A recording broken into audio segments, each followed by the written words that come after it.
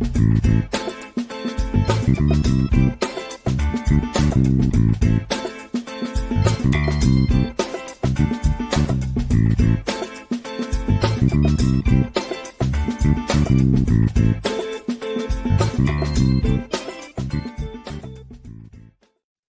everyone. Welcome to Maker's Bar. I'm your host, Troy Goldenberg. I'm here today with Brad Pomerance. I hope I'm pronouncing that correctly. You did. Awesome. And he is an executive producer and host at JLTV. He's a very long and incredible career inside television. And he also has a law degree. I'm excited to learn more about him. Brad, thank you so much for coming on. Thank you for having me. I appreciate it. Of course. And here at Maker's Bar, we are trying to create 1 million leaders. And we love hearing about leaders' journeys. So I'll let you kind of take us from the start of your journey, wherever the start is, childhood, college, wherever you want to begin that journey for us. Okay, but feel free to cut me off because I'll just keep talking. So insert questions as we go. Okay. I guess, I can start with I was a high school kid who enjoyed the conversation. I did high school debate. And I went to college. I studied international relations, became very politically inclined and active, wound up going straight to law school. And when I returned to Los Angeles after law school, I became very involved in the political arena. And I expected my journey was to be the next senator from the state of California, which is where I live. And what I realized through the process is that what I really enjoyed more about politics was the conversation as opposed to running for office, sitting in legislative committees, getting bills passed. I mean, maybe one day, but that's what I realized. And so I did practice law for about a decade, but towards the end of that journey, I wound up taking a part-time gig at a local national public radio station covering the business of entertainment because at the end of my legal career, I was a studio lawyer. And from there, I wound up leaving that position. I continued working in radio, really loved radio. I did talk radio for a few years. I really enjoyed that. And then, not because I didn't want to do radio, but for reasons which you just never know, I wound up kind of morphing into television. I covered politics for over a decade. I interviewed elected officials of both parties up and down the state of California, and then we expanded around the country. And that ended about 5-6 years ago. While I was doing that gig, which was really wonderful, but I was in studio about 3 days a week. The other 2 days I was not in studio, so I had some time. And so I was working part-time at a television network called Jewish Life Television, JLTV. And when my political position ended, meaning the hosting position covering politics, I morphed into a full-time position here at JLTV. And that is what I do today. And I can tell you more about that, but let's have an interactive conversation. Yeah, no, that's incredible. I've looked at your career path a little bit before the conversation, doing my due diligence, and it really is incredible. So I guess before we get into JLTV, let's stick on the political arena for a second. When you got into politics, what was it about maybe your skill set, your interest that made you realize, and I don't want to go down this legislative route. I'm interested in the conversation. Right. What was that kind of moment or those lessons there? So this is what happened for me. This was in the 90s. And in the 90s, two things were simultaneously happening in California and around the nation. The first was the imposition of term limits. And what term limits did back then, for the California legislature, you were limited to 6 years in the Assembly and 8 years in the Senate.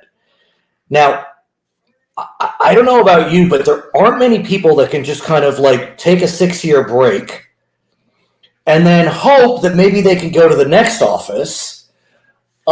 These are full-time positions. I also believe that, I don't want to go to a dentist who's only worked for 6 years, or a lawyer or a doctor. I want experts. So I am very vocal in my opposition to term limits because, it takes time to learn how to do what you're doing.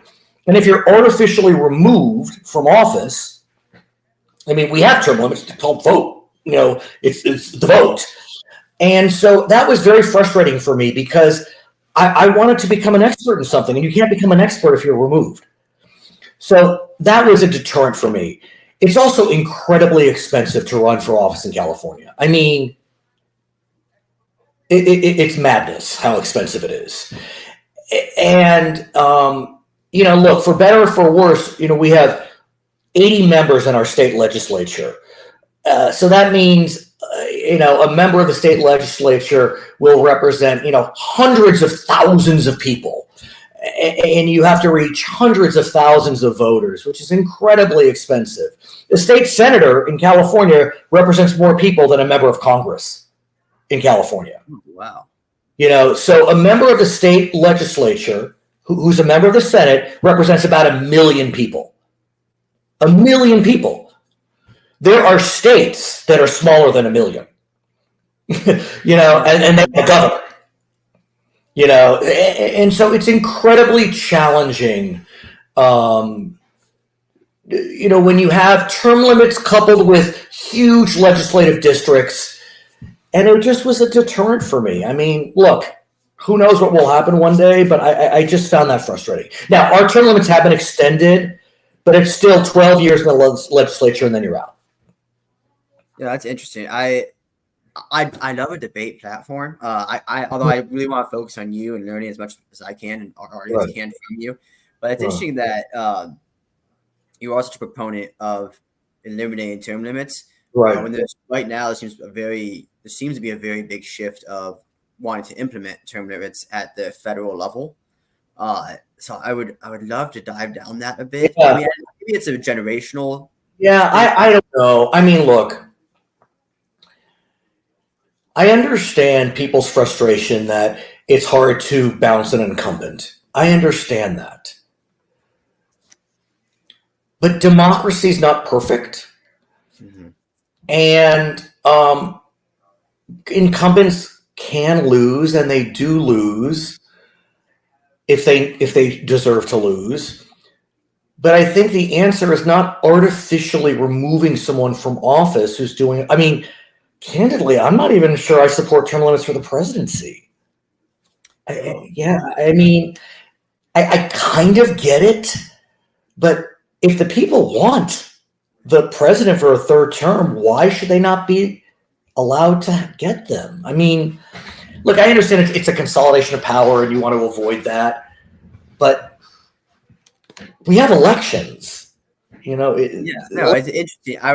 We can have a whole 1 hour conversation around this topic. But the goal here today is to learn about you and about your expertise. So one of the reasons that you didn't want to dive down the political realm was the lack of expertise building. You kicked out after 14 years, at least at the state level. So what is it in your time from a reporter or maybe reporter's not the right word, but your time on broadcast radio as a reporter to now as executive producer or host, what are some of the skills that you've grown inside this industry that you've seen change in the last 20 years or so?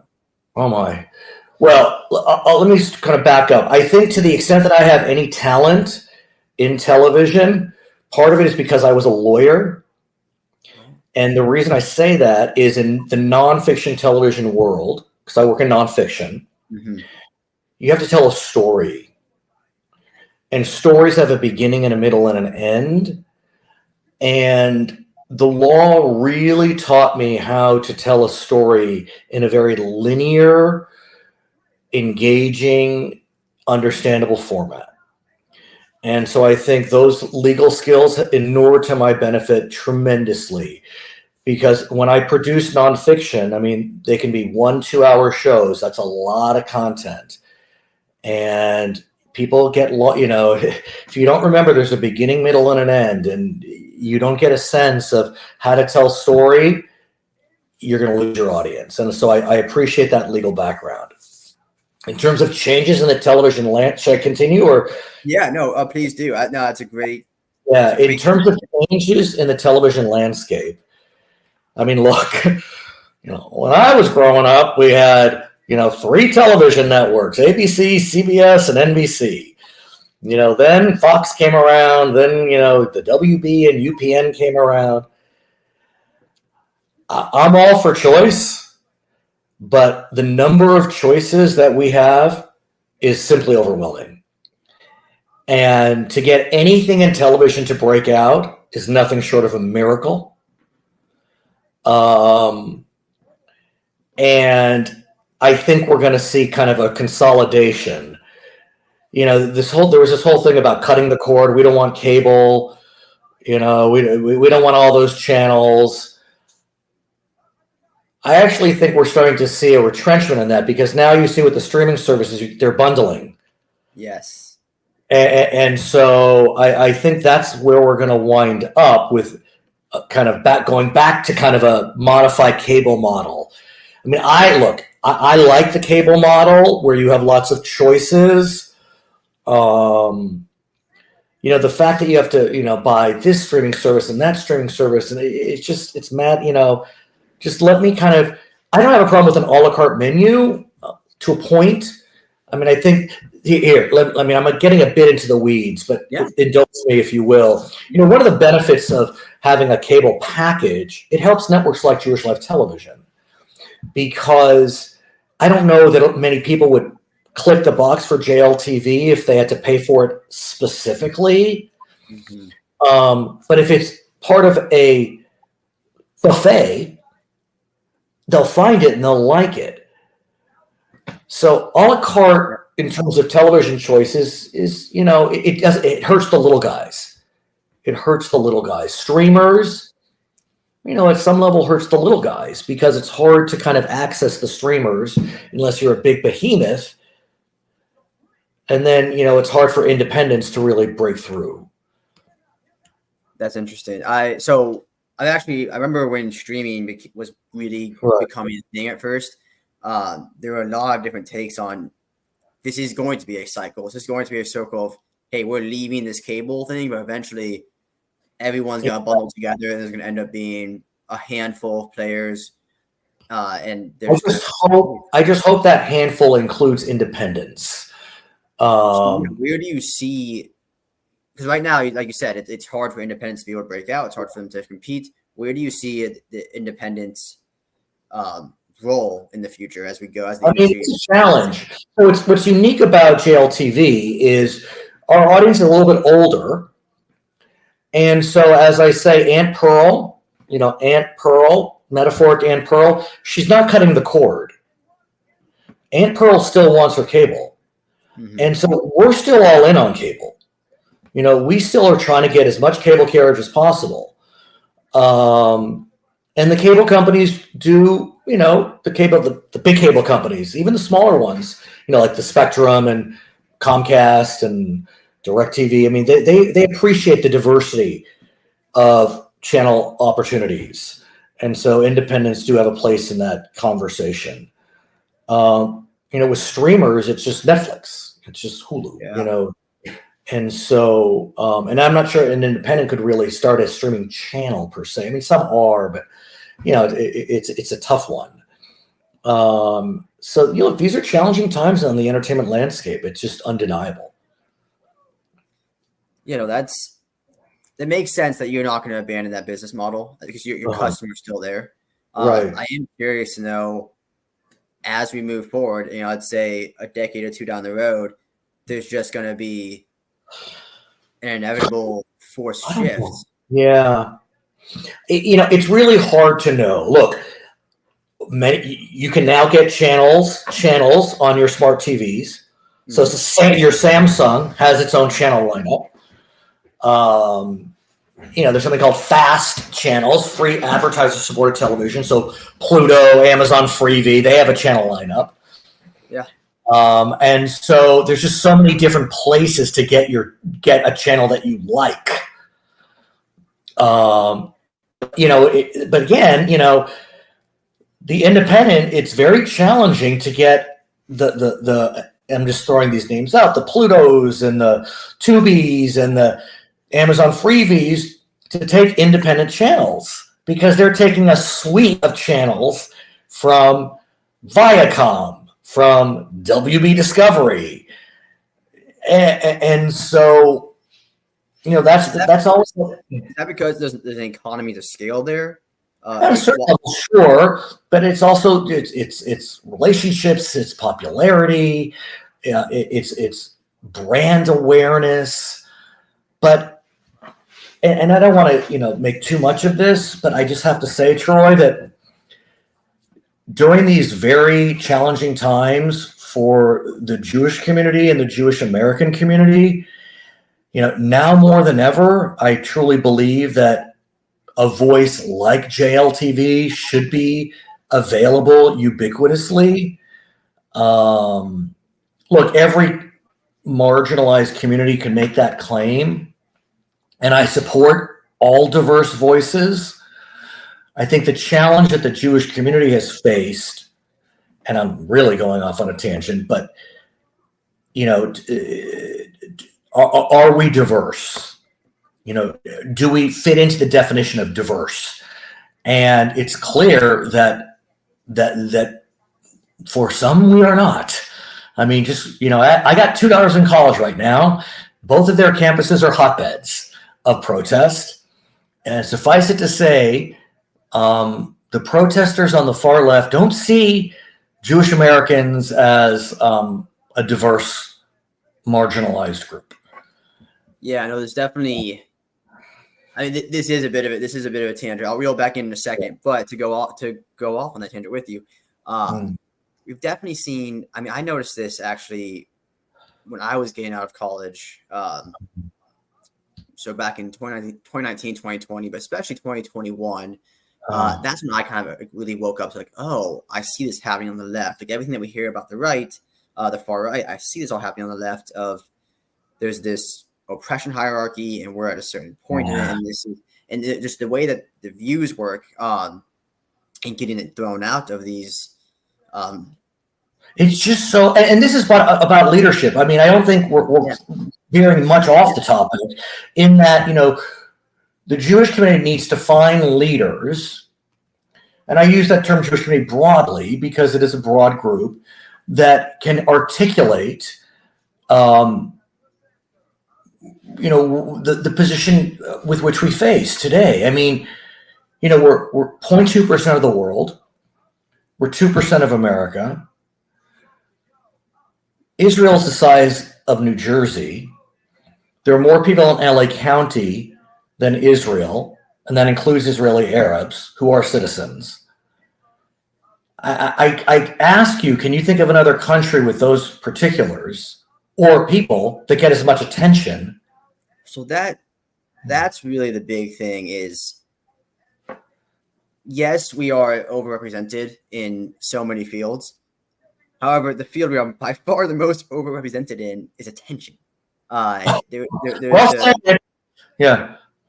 an obsession there. And you can say for a variety of reasons. But yeah, something we don't lack is attention. We don't lack in people talking about us, and in turn us talking about ourselves and saying, how do we find ourselves in this position? Which is a great topic, and I love talking about it, and I think it's very important to talk about. And I agree with you. I think now more than ever we need Jewish leaders. We need things like JLTV to have a presence and to have a growing presence, especially in this moment. And it seems inevitable. We just had Passover. It seems inevitable that in each generation they will rise up, as in others rise up and try and kill us. And now we're kind of very much today seeing that. And it just in my wildest dreams or nightmares, I would never have seen this coming, ever. Really, the explosion of hate on college campuses, what my daughters have seen, is unspeakable. It's unspeakable. I used to think, before October 7th, I used to think that one could oppose the actions of the sovereign nation of Israel and not be anti-Semitic.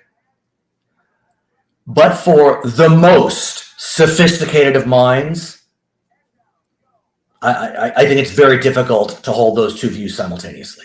Okay, that's when you got me to agree with you at the end. So you have to have a sophisticated mindset coming into it. You just do. I mean, I think I was very lucky with so I had a different upbringing I wasn't surrounded by Jewish people at all. I was in the middle of Kansas, or I was in the middle of a farm town in Kansas more so. Wow. Yeah, so I didn't have this very Jewish upbringing until I was like 15, 16. So when I kind of entered the conversation myself of Palestine, Israel, our history, and like started just researching all this myself, with my parents being who they are, my older brothers just having good mentors, like, hey, go into this with an open mind, like it's a contentious topic. I think I was lucky to have a kind of sophisticated mindset going into it. And I always kind of thought people are going to think like I do, right? Because that's kind of when you're a kid. Oh, everyone thinks the same way I do. Because I have been critical of Israeli policy, as most Israelis I know are. And nothing wrong with being critical of Israel as a government. Yes. You know, there are plenty of Israelis that are not fans of the current prime minister. There are plenty of Israelis, Americans are not fans of the Israeli prime minister. But that's not what's happening on college campuses. No, it is not. I'm based in Chicago at the moment, and I went to an event put on by one of the professors there called Anti-Semitism on the American Campus. And I walked around the campus. And Northwestern was it at Northwestern? No, this was at Illinois, University of Illinois in Champaign. Yeah. Northwestern, I have not been to, but yeah, that's a hotbed. But even at Illinois, I mean, the kids were peaceful. The protesters there, a lot of them got bussed in. So not students, obviously, but this could have a coordinated effort of some sort, obviously going on. But they were peaceful. I mean, they were just camping out. But the signs, the signs were very do they realize what they're supporting? I mean, do they really, like queers for Palestine? Do you know what happens to queers in Palestine? They get thrown off buildings. Or you can go to Tel Aviv and attend the most popular pride parade in the world. I mean, Israel is ranked as amongst the most LGBT-friendly countries in the world. Yeah, the thing is they don't know. They just don't know these things, and it's a problem. But the way they get their information, and I've spoken with some of these college kids on campus. The way they get their information, there's a very coordinated effort, very well funded, specifically targeting college campuses, because what I don't want to just put it all on one. But what Israel's enemies have learned from there was an overthrow of a monarchy in Ethiopia, for example, or from the Maoist regime, or even in Soviet Union. You start in a university and you get a lot of faculty. Where's the leadership? But I mean, this is your specialty. Like, where's the leadership? Where is the university leadership? Where is the student leadership? I mean, it is so disheartening to see what we're seeing on campuses. It is just, it feels existential. I'd agree with that. I think it is. I think it's an existential threat, certainly for Israel. Maybe I mean, there was an article, maybe actually you were the one that shared this morning, an article about how safe are Jews in the West? You know, this is a question that we have to ask ourselves for a decade, 20, 30 years from now, which actually, for me, before October 7th, like, that was one of my things that I noticed on campus. And I noticed kind of just this ancient hatred is waking up again. And I was thinking, oh, what is 2040 going to look like? What is 2050 going to look like? I didn't think it would ever come this quickly of what is 2024 going to look like. So where are the leaders? Where are the leaders? it's going to happen slowly. It's so right here. This my argument would be right here. I'm speaking with one of the leaders, and we just have to do what we can. And I think, I mean, I know we live in America. Change happens slowly, but change does happen, and we need people like yourself. I'd like to think like myself, but definitely like yourself that are focusing on these topics and just doing what they can to expand knowledge. And I think expanding knowledge and discussion, really like what you do, storytelling, discussion, just showing, hey, here's this perspective, here's this perspective. We aren't monsters. We're just trying to survive. We're just trying to, live our lives too. And we want to see that on the other side too. And we just want to have a discussion. And I think what really happens is a breakdown of a discussion, and leaders primarily, I mean, maybe first step primarily really needs to be, well, let's keep everyone safe. If I'm on campus, keep everyone safe. But after safety, there needs to be a way to bring people together to have discussion. If you're going to have it, I'm not saying Americans need to have a stance on this. If focus on your life and what's important to you and what you need to focus on.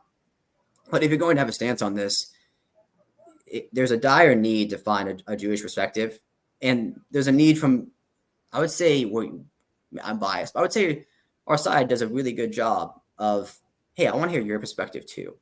And there's just a need for that. Well, and I think that's where the cliche, 2 Jews, 3 opinions. Yes. Yeah, I mean, we debate. I mean, that's the thing. We debate. That's who we are. Yeah. We can see the complexity. And our friends on campuses see no complexity whatsoever. They just see this bizarre, like, white oppressor, colonialist. It's just it's mind-numbing. It is mind-numbing. So let's reel it back in a little bit. I mean, I could go on each one of these topics. I could talk for hours. Please. Let's reel back in a little bit. Back to JLTV. What brought you to JLTV? What was that first opportunity? Yeah, I mean, like there. Yeah, it was a strange. It was really just a fluke. As I had mentioned, I had a couple days of work time available, and a friend had been working here part-time, and so I was just working here a day or two a week. And then it kind of picked up. Just kind of took more of a leadership role. And then when the political show went away, I just thought, well, why don't I try this full time? And so now I'm the executive vice president, whatever that means, and I host a couple of shows which are really phenomenal. I host a travel show where we travel around the world, and we do long form kind of documentary type programs about the history of the Jewish communities that we visit, but also just general tourism. And I have a new show coming out that's a genealogy show. And I think you'll sense there's a history bent to what I do, a nonfiction history bent. And the genealogy show is called Generations. And we interview celebrities, and we take them on the journeys of their family's past. And I am forever fascinated by the history of people, including the Jewish people. And so both shows kind of address that, yearning desire for me to uncover how we lived and how we are living and how we will live.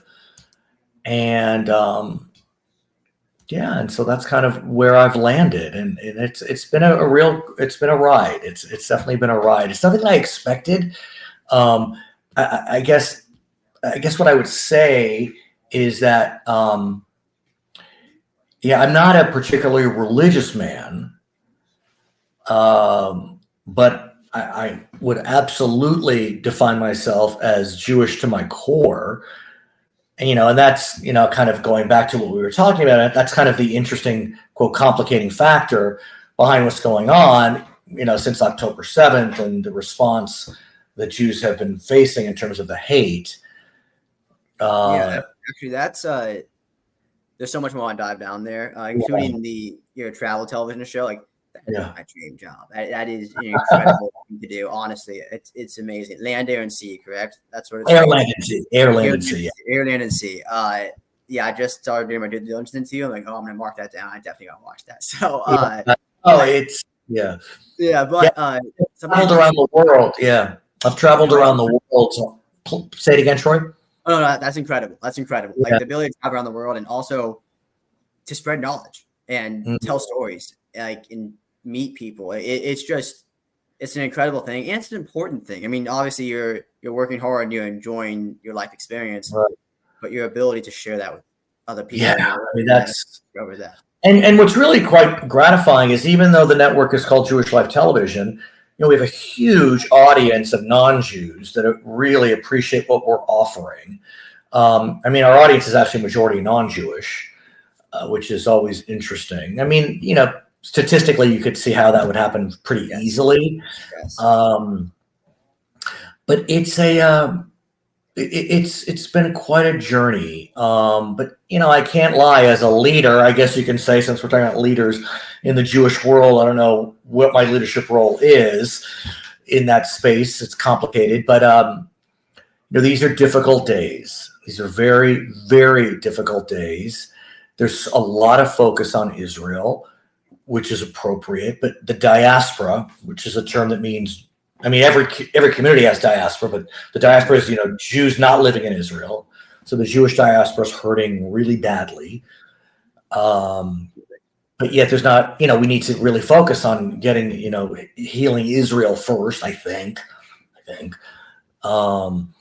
a lot of fronts. There's a lot of fronts on what to focus on. And I think it takes a wide variety, a collection of leaders from every level, from a local level to a federal level to a global level. It's just there's so much to focus on, and something that you touched on a couple minutes ago here was, I'm not a particularly religious person, but I'm Jewish to my core.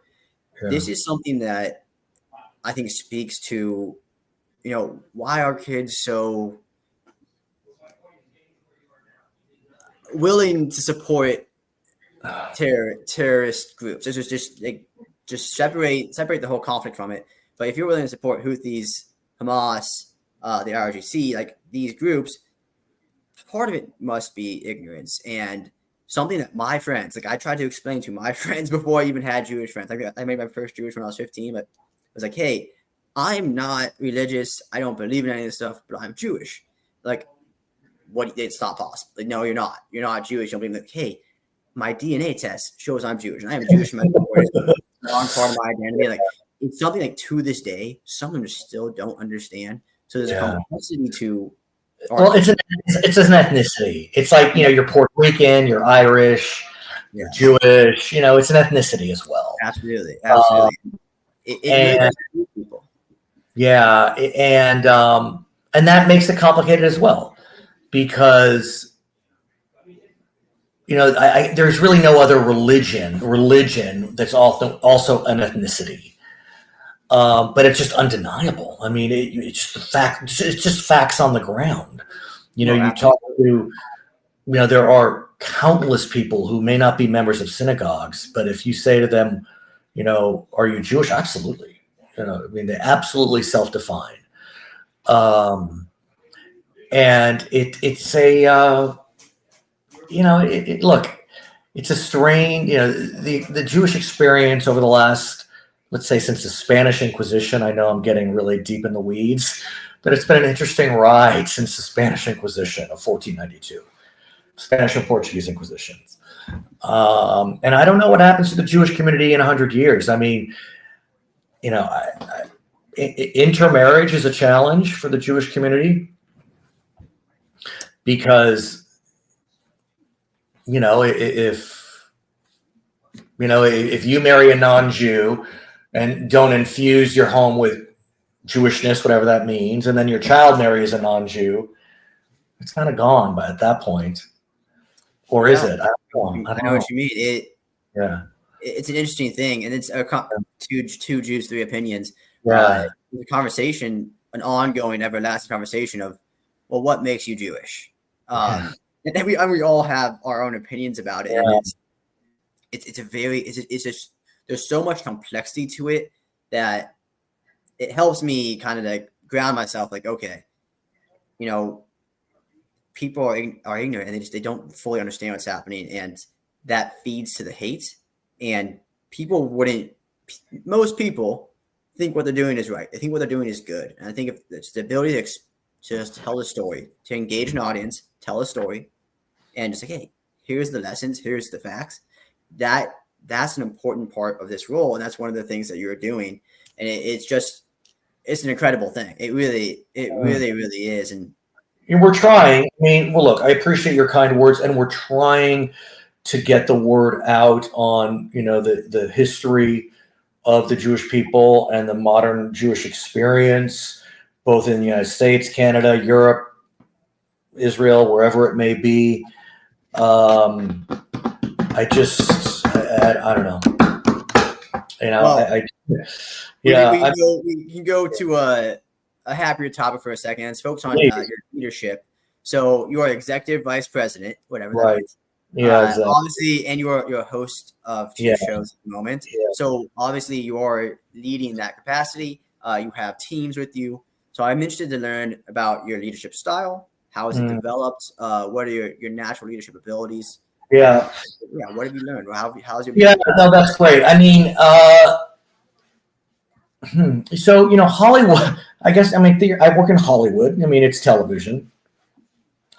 And I don't think Hollywood is known for its outstanding leadership qualities or perpetuating strong leadership models. You often hear the term people fail upward in Hollywood. And I have seen that with my very own eyes. Part of the challenge I've had working in Hollywood is that, in law, it's very much a meritocracy. In Hollywood, it's not quite that way. Excellence isn't necessarily the most important thing. There's a lot of different traits that allow one to advance in Hollywood. Outstanding work product isn't the most important. And that has been a challenge for me in terms of my leadership skills. And I think I'm a little bit unique in this, in that I just want to lift people up, not tear them down. I think Hollywood, a lot of Hollywood specializes in tearing people down. Stereotypically. Which is sad. Look, we're not here for a long time. Let's make each other feel good. That doesn't mean if you F up, I'm not going to let you know that. But I try to do it in a way that is supportive and moves the ball forward and doesn't minimize, doesn't tear down. But I think a lot of people are scared in Hollywood because it's so responds to trends, and trends change, and so fear can breed actions that many may not be proud of if upon reflection. So if it's my hope and dream that Hollywood would pick up a kinder mantra. Yeah. Do I see it happening? I don't know. I mean, I hope so. I hope so. I hope that we can appreciate the skills that folks bring, and if they don't have a certain skill set, help them build that. And if they can't build that, put them in a position where they can build the skills that they have the God-given ability to build. But yeah, I've been, I will say that the one thing the law wasn't for me. The full-time practice of law wasn't for me for a variety of reasons, but I appreciated that it was a meritocracy. I've been in Hollywood now, God, over 20 years. Yeah. I guess almost 30 years if you consider my time as working as a lawyer. Mm-hmm. And I still am surprised at how excellence is not necessarily the most important. It's unfortunate. I can't say you don't. Yeah. That's what we hear. A lot, and it's what you see too. I wouldn't say just in Hollywood per se, but media at large. You see a Oh, lot yeah. of things rewarded with eyeballs and viewership that Yeah. unfortunately aren't Yeah. meritocracy built and Yeah. aren't morally built. It's an interesting Yeah. thing to fight that good fight in the Right. industry. So it's a very difficult challenge, truly. Yeah. Yeah. But I hope I'm not coming off as overly negative because life is good, and I have a lot of blessings. And we all have a lot of blessings, and we all have to kind of focus on those blessings and focus what we can control. Absolutely. And that can be a challenge sometimes to focus on what we control. But look, these are, it's been tough. It's been tough since, without getting too political, 2015, 16. It's been tough. I'm sure. I mean, in these times in particular, it's definitely hard to. Yeah. It's definitely hard to focus Yeah. on what's in front of you and focus on, hey, this is where I'm at right now in this moment. And it's one of the things I actually appreciate about Maker's Bar and Yeah. Let's media. lift each other up. Yes, absolutely. Fundamentally, that's what I say to my team. Let's lift each other up. Let's celebrate each other.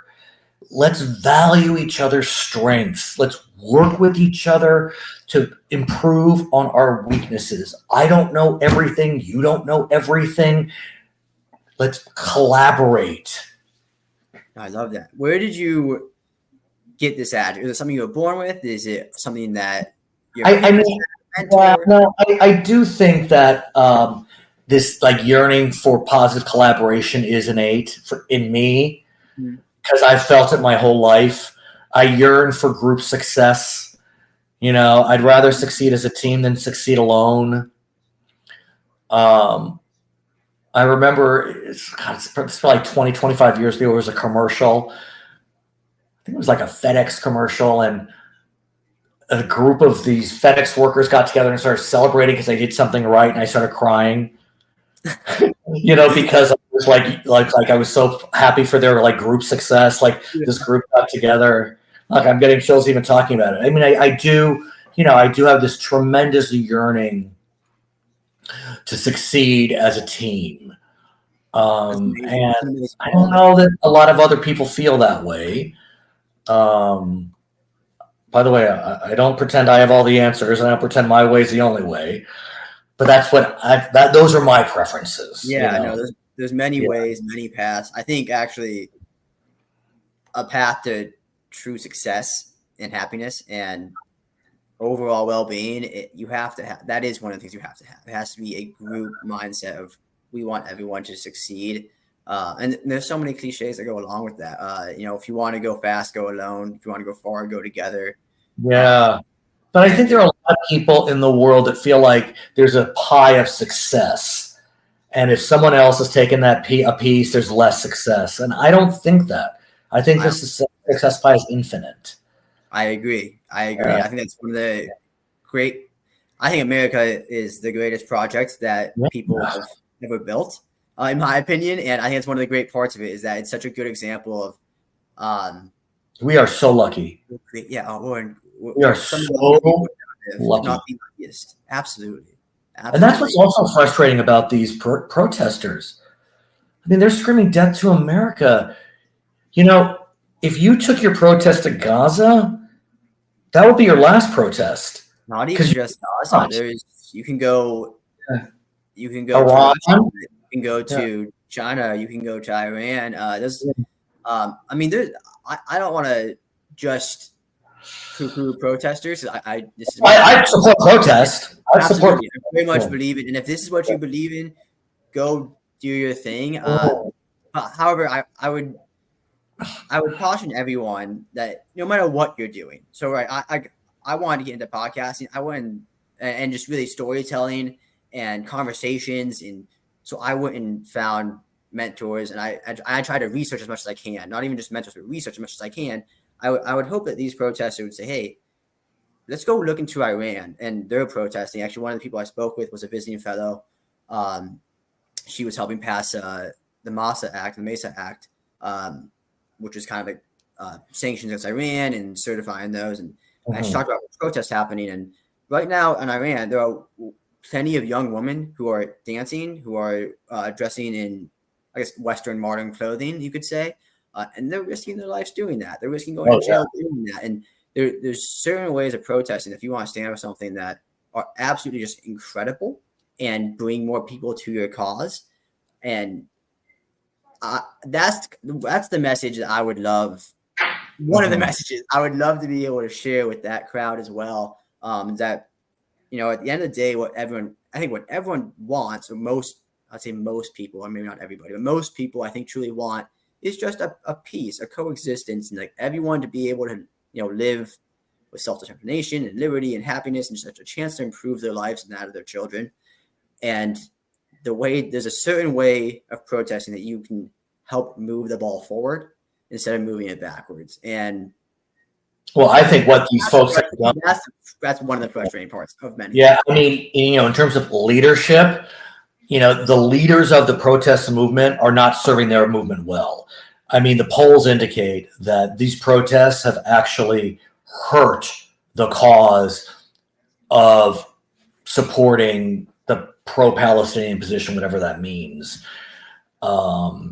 because of their behavior, which has included anti-Semitic rhetoric, signs, taking over buildings, vandalism.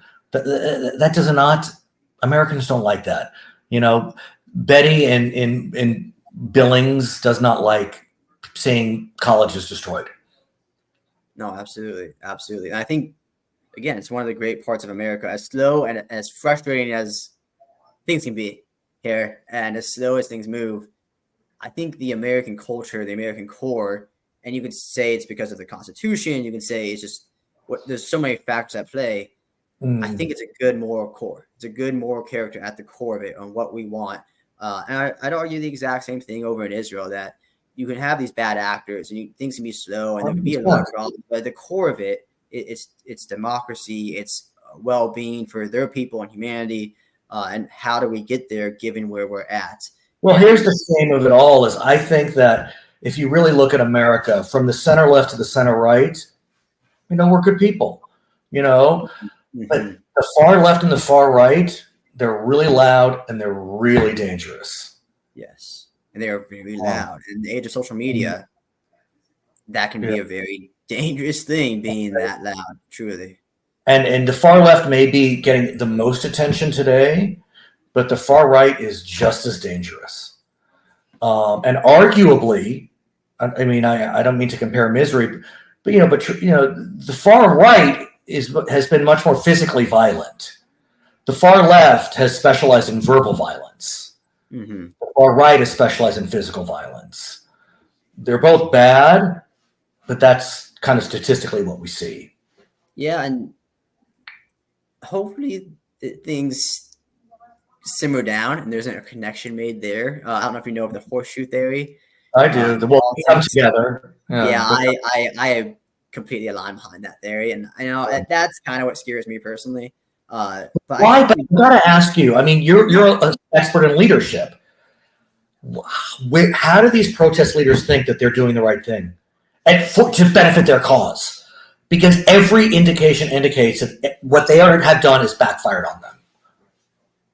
They would disagree. So I do have a decent amount, not on here, unfortunately. But I've had a decent amount of conversations with Palestinians of all sorts of political leanings, and I'd love to get someone on here. But I think the ones that are won't see anything wrong with these protests, their goal is to rile up enough people to fall in love with their cause, and their cause is different, or at least show support for their cause. And their cause isn't necessarily the overall pro-Palestinian cause. It's destruction of Israel, which is given percentage of.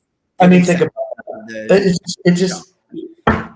And the thing is, like, from what they see, they have growing numbers on campus than they did 20, 30 years ago. And their goal is campus. So the groups that fund this, the leaders that fund this things going on, they don't really focus on our Congress or anything. They very much put a focus on campus. This is what they believe their revolution starts. And they're targeting young people who many times young people want revolution for revolution's sake. So I don't see it that way. It depends on your KPIs. It depends on what you're looking at. And do you think this is serving your end goal? I don't think it's serving their end goal, thankfully. But there's perspective and there's perception. And I think good leaders, right? Maybe they have some of them, but I'm thankful they don't have a ton of good leaders. They're able to step outside of their own perspective and see the perception from the world, and try and focus on that. It's interesting. It really, really is interesting. But it's just it is what it is, and all of us have to do our own parts. And the good thing is there are so many people doing great things, leaders of all sorts doing great things. So the anti-Semitism on American Campus Awareness conference that I just went to in University of Illinois campaign. There's many things like that going on, and that was a professor at the university put that on, and he spent so much time gathering speakers from all parts of the world. And there's even on UNC's campus, I believe it was UNC's campus, there was a group of students that stopped an American flag from being torn down. I saw that. Yeah. And the GoFundMe campaign for that fraternity. I did not see that. GoFundMe campaign for that fraternity. Yeah. Wow. For them. So I think there's leadership in that style as well. I think there's leaders trying to facilitate conversation. So it just takes a lot of leaders. I hope so. Because, maybe, I hope something good comes out of this, because we need leaders that can, that can bring us back to kind of reality, and appreciate that, any change is going to be from the center left to the center right. Like these fringes, nothing's going to happen on the edges. You got to work within, the moderate middle. Yeah, no, I agree. And we're coming up on close an hour here, so I'll get to a handful more closing questions. Yes. So I guess first off, we kind of talked about, I mentioned before, did you have any mentors? Do you have any mentors, books, courses, anything in particular that you saw that changed your trajectory, that helped change your life? It's kind of off. It may be a little bit of a surprise, but this has inured to my benefit. There's a book that came out decades ago called Rich Dad, Poor Dad. Ironically, the person who wrote that book had some financial issues at the end in later years. But the theory behind Rich Dad, Poor Dad is try to diversify your income so that your salary is not so charged. If your salary is your only income, your job becomes very charged. And that is something I have tried to do, is diversify my income. Financial bend there. I love that book, actually. I read that book, I don't know, when I was 20-ish, and it definitely it led. I had a vending machine company in college, and it was because of that book. You got to diversify your income. Yeah, I love it. I didn't see financial advice coming, but I agree completely. That's what I think. I tell it to my daughters, like diversify your income. Don't have your salary be your only source of revenue. Otherwise, your job becomes, it causes panic, because if you lose your job, you're in trouble. Yeah, no, absolutely. And then let's kind of shift back towards your industry here. How do you stay updated on the latest of your industry, the developments and your continuous learning? What are you doing? It's just all these, like the newsletters, like the e-blasts that we get. Like I'm constantly reading these e-blasts. And I also just watch TV, and I see what other folks are doing. I listen. That makes sense. That makes a lot of sense. I listen. Listening and reading, just staying up to date. interesting. It's almost like in your industry, it's kind of just like scouting. Even you kind of that scouting or prospecting. No, that makes a lot of sense. Yeah. And to focus on kind of JLTV, the company, what's the culture like there? What are the different? We choose 3 opinions.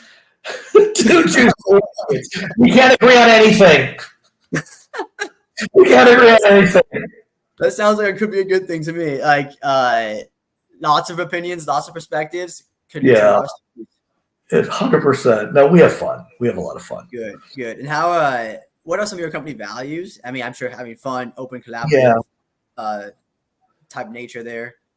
And how? So, what are those values, and how do you ensure that they're reflected in the day-to-day operations?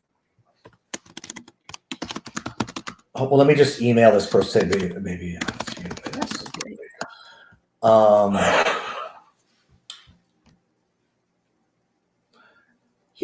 We just want to kind of send a positive message about the Jewish story. We don't want to tear down other folks. Mm-hmm. Being pro-Jewish, pro-Israel doesn't mean being anti-X, Y, and Z. Absolutely. And that's really where we focus. We tell our story. Amazing. We tell our story. Good. I love to hear that. And then what is some advice that you would give to someone just starting in the industry? Keep showing up. Just show up and don't leave. I love it. Keep showing up, because people drop out because they don't have the gumption, the fortitude, the strength to stick around. Keep showing up. Every day. I love it.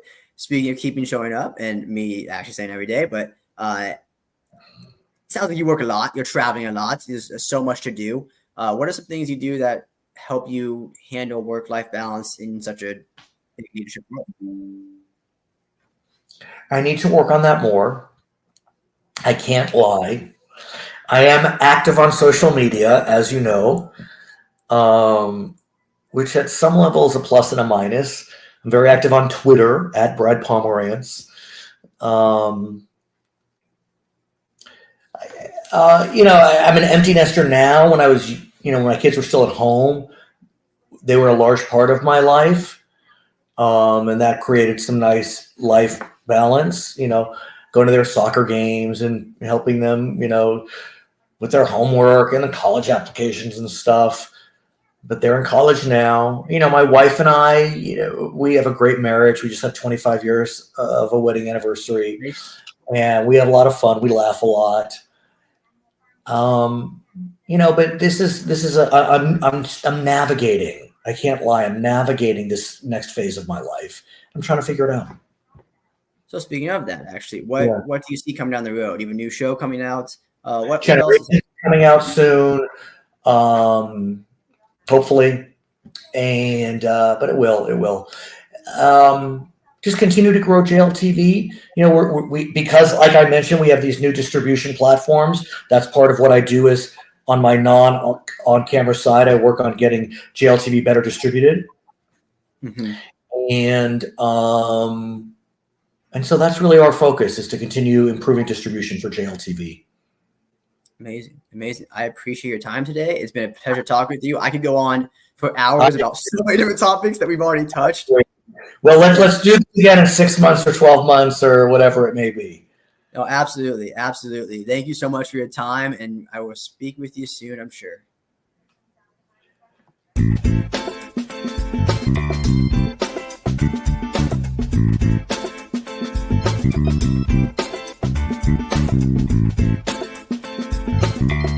you.